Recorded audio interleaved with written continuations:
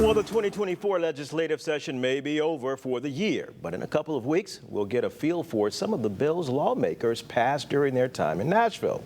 Our Jay Shakur went through some of the most controversial bills passed this session. And Jay, how soon do these measures take effect and how drastic are they? Rudy, with a few exceptions, most of the bills will go into effect July 1st, as you mentioned. Among the long list of bills passed was a rare bipartisan bill. It increases the penalty for anyone who threatens to commit an act of violence on school property from a misdemeanor to a felony. But critics I spoke to say besides that bill, not much was done to actually deal with crime's root causes. What have Tennessee Republicans done to ensure that we move past the public safety crisis that we're seeing unfold here in Memphis?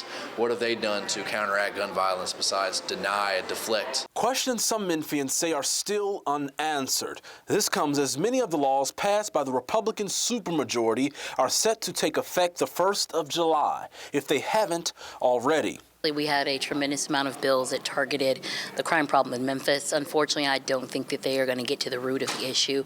We didn't pass anything that had to do with, getting guns off of our streets. We didn't pass anything that dealt with, put more funding into education. Instead, we wanted to deal with overcriminalizing. The Tennessee legislature did pass 3 bills that could dramatically shape crime and punishment in Shelby County. Laws that went into effect immediately upon Governor Bill Lee's signature include the controversial law undoing local municipalities' bans on pretextual traffic stops, a move Memphis made after the death of Tyree Nichols. Another bill that went into effect immediately now allows teachers to carry guns in schools. A law allowing juvenile court judges to transfer a child 15 or older to adult criminal court goes into effect July 1st. Another ups the penalty of drag racing from a misdemeanor to a felony. And while champions of these bills have said the goal is to make Memphis safer, others disagree. What we're seeing is a flurry of criminal justice bills targeted at criminalizing juveniles, as opposed to profound investments in MSCS schools and Tennessee public schools. And we didn't get to that root cause, right?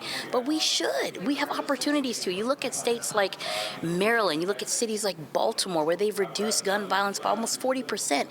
There are things that we can do. We just have to work together. We have to stop being so political and start being more policy-based.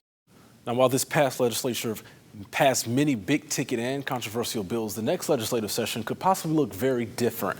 All seats of the 99-member Tennessee House of Representatives and half of the Senate's 33 seats will be on the ballot in November. Rudy?